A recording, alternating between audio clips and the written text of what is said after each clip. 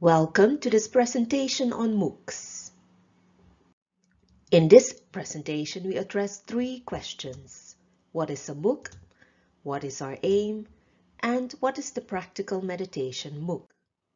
If you never heard of a MOOC before and you've never participated in one, we have a 7-minute extract of a TED Talk by the CEO of edX, which is one of the largest online learning platforms in the world. Anand Agarwal addresses this question: what is a MOOC and what are the key features?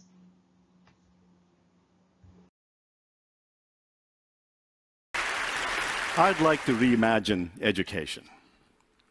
The last year has seen the invention of a new 4-letter word. It starts with an M, MOOC, massive open online courses. Many organizations are offering these online courses to students all over the world in the millions for free. Anybody who has an internet connection and the will to learn can access these great courses from excellent universities and get a credential at the end of it. Now, in this discussion today, I'm going to focus on a different aspect of MOOCs. So at edX and a number of other organizations, we are applying these technologies to education through MOOCs to really increase access to education. And you heard of this example where when we launched our very first course, and this was an MIT Hard Circuits and Electronics course about a year and a half ago, 155,000 students from 162 countries enrolled in this course. And we had no marketing budget. Now, 155,000 is a big number. This number is bigger than the total number of alumni of MIT in its 150-year history. 7,200 students passed the course, and this was a hard course. 7,200 is also a big number. If I were to teach at MIT 2 semesters every year, I would have to teach for 40 years before I could teach this many students. I'd like to spend some time discussing some key ideas. What are some key ideas that makes all of this work? One idea is active learning. The idea here is rather than have students walk into class, watch lectures, we replace this with what we call lessons. Lessons are interleaved sequences of videos and interactive exercises. So a student might watch a 5-7-minute video and follow that with an interactive exercise. Think of this as the ultimate Socratization of education. You teach by asking questions. And this is a form of learning called active learning, and really promoted by a very early paper in 1972 by Craig and Lockhart, where they said and discovered that learning and retention really relate strongly to the depth of mental processing. Students learn much better when they are interacting with the material. The second idea is self-pacing. Now, when I went to a lecture hall, and if you were like me, by the 5th minute, I would lose the professor. I wasn't all that smart, and I would be scrambling, taking notes, and then I would lose the lecture for the rest of the hour. Instead, wouldn't it be nice with online technologies, we offer videos and interactive engagements to students? They can hit the pause button. They can rewind the professor. Heck, they can even mute the professor. So this form of self-pacing can be very helpful to learning. The third idea that we have is instant feedback. With instant feedback, the computer grades exercises. I mean, how else do you teach 150,000 students? Your computer is grading all the exercises. And we've all submitted homeworks, and your grades come back 2 weeks later. You've forgotten all about it. I don't think I've still received some of my homeworks from my undergraduate days. Some are never graded. So with instant feedback, students can try to apply answers. If they get it wrong, they can get instant feedback. They can try it again and try it again. And this really becomes much more engaging. They get the instant feedback. And this little green check mark that you see here is becoming somewhat of a cult symbol at edX. The learners are telling us that they go to bed at night dreaming of the green check mark. In fact, one of our learners who took the circuits course early last year, he then went on to take a software course from Berkeley at the end of the year. And this is what the learner had to say on our discussion board when he just started that course about the green check mark. Oh God, have I missed you. When's the last time you've seen students posting comments like this about homework? My colleague Ed Berchinger, who heads up the physics department at MIT, has this to say about instant feedback. He indicated that instant feedback turns teaching moments into learning outcomes. The next big idea is gamification. All learners engage really well with interactive videos and so on. They would sit down and shoot alien spaceships all day long till they get it. So we apply these gamification techniques to learning, and we can build these online laboratories. How do you teach creativity? How do you teach design? We can do this through online labs and use computing power to build these online labs. So as this little video shows here, you can engage students much like they design with Legos. So here the learners are building a circuit with Lego-like ease. And this can also be graded by the computer. Fifth is peer learning. So here, we use discussion forums and discussions and Facebook-like interaction, not as a distraction, but to really help students learn. Let me tell you a story. When we did our circuits course with the 155,000 students, I didn't sleep for 3 nights leading up to the launch of the course. I told my TAs, okay, 7 by 24, we're going to be up monitoring the forum, answering questions. I had answered questions for 100 students. How do you do that for 150,000? So one night, I'm sitting up there, 2 a.m. at night, and I think there was this question from a student from Pakistan. And he asked a question, and I said, okay, let me go type up an answer. I don't type all that fast, and I begin typing up the answer. And before I can finish, another student from Egypt popped in with an answer. Not quite right, so I'm fixing the answer. And before I can finish, a student from the US had popped in with a different answer. And then I sat back fascinated. Boom, boom, boom, boom. The students were discussing and interacting with each other, and by 4 a.m. that night, I'm totally fascinated, having this epiphany. By 4 a.m. in the morning, they had discovered the right answer. And all I had to do was go and bless it, good answer. So this is absolutely amazing, where students are learning from each other, and they're telling us that they are learning by teaching. Now, this is all just not in the future. This is happening today. So we are applying these blended learning pilots in a number of universities and high schools around the world, from Tsinghua in China to the National University of Mongolia to Berkeley in California, all over the world. And these kinds of technologies really help. The blended model can really help revolutionize education. So what is our aim? We aim to develop courses for existing MOOC audiences, which generally are younger than 40 years of age. They are professionals and educated, and they study in English. Our second aim is to run these courses on the largest professional learning platforms in the world, which are edX and Coursera. So what have we done so far? In 2018, we launched 3 beta versions of the Practical Meditation MOOC. 340 participants from 30 countries joined in. And we added video transcripts in Spanish, Italian, Dutch, and Portuguese. The platform looks like this, and the URL is onlinelearning.brahmacumari's.org. The course page contains information about the MOOC, who it is for, information about the instructors, which are Sister Genti and Brother Charlie. It has the start date and the end date, and the estimated effort for students to complete the course successfully.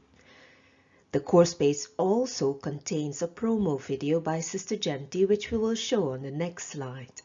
The students can register from this page or sign in if they already have an account. This page contains the promo video by Sister Genti. It is 2 minutes long. What is Raj Yoga meditation? And is it different to any other form of meditation? I think so. Try this. Raj Yoga meditation deals very specifically with an awareness. And awareness is created through our thinking capacity. What we don't always recognize is that we can be the masters of our own mind and our own thoughts and feelings. And so with Raj Yoga teachings and the practice of meditation, we learn to go inside and look at the quality of our thinking and how this impacts my awareness, my perception, and whatever I'm doing.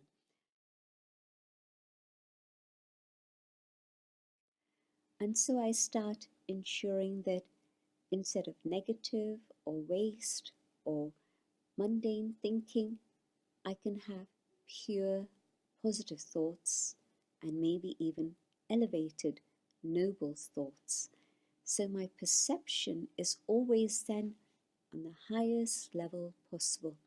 My actions and my behavior are then going to be according to that also. So meditation and life go together. They're not in two separate compartments. Meditation impacts my life, and my life impacts the quality of my meditation. And both things come together in a very natural way. And so, welcome to the meditation of Raj Yoga, and try experimenting with eyes open meditation, allowing your mind to be on a higher level and just simply functioning through the whole day in that higher awareness of your highest inner being. When the students sign in to the course, they get a welcome message or a course update, which gives them links to further information, or they can enter the course. When students enter the course, they get a page like this. On the left-hand side, they see where they are in the structure of the whole course. So I am in module 1.1 on meditation, and I can see that this module consists of 6 or 7 units, and I am in the first unit. A unit can contain text like this, which includes the learning objective. A unit can also consist of videos or information or instructions. It can have analogies and stories. It can include discussion forums, interactive exercises, and discussion forums. The videos are not only short, 3 to 7 minutes, but they're also transcripts, so students can listen in English and read in Spanish. They can stop the video, rewind the video, change the speed of the video, and decide whether they want to go through the video with or without transcripts. In longer videos, which are videos longer than 3 minutes, we have opted for in-video quizzes. At some point, a question will pop up and the student has to answer the question before they continue. This encourages the student to pay attention and stay aware or alert or listen to the video in order to complete it successfully. An important part of the course experience is also discussion forums. Students can introduce themselves, ask questions, share their experience, or share their understanding. We encourage students to respond to each other's posts and questions, and so peer-to-peer learning and teaching and learning by teaching are important features of the MOOC. Animated videos are also part of the course, and these animated videos are narrated by Sister Manda. They focus on meditation practice and aim to teach the students how to meditate. Furthermore, we have meditation commentaries, and we're using those of the late Sister Bibi from Miami and the late Anthony Strano. We also have meditation exercises, which encourage the students to experiment with the content of the course. Furthermore, and finally, we have interactive exercises which encourage the students to interact with the content of the MOOC.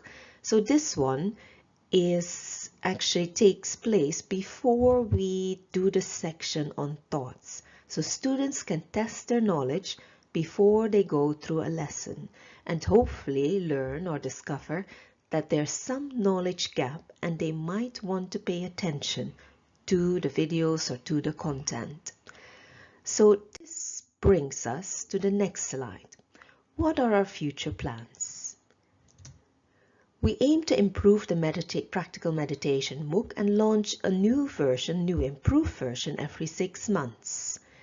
Additionally, We aim to develop new MOOCs, and we've agreed with the regional coordinators of the Brahma Kumaris to focus on the Raj Yoga MOOC in the next 18 months to 2 years. We hope or aim to develop this course to such a quality or standard that they can be hosted on edX or Coursera. So what are the criteria for future course development? 1. They need to support the BK brand. 2. We need to have the content and expertise. They need to be based on the unique knowledge and the specialities of the Brahma Kumaris. And finally, they need to be relevant to the MOOC audiences. These people are generally younger than 40 years, so the course content needs to be relevant to them, topical and practical. They need to teach skills and competencies. This brings us to the end of the presentation. If you have any questions, get in touch with the email shown in the next slide. So please visit us at onlinelearning.brahmakumaris.org. If you have any questions, email us and help us to advertise the course. Share the link or the video with your friends, family and contacts. Thank you for your attention. Om Shanti.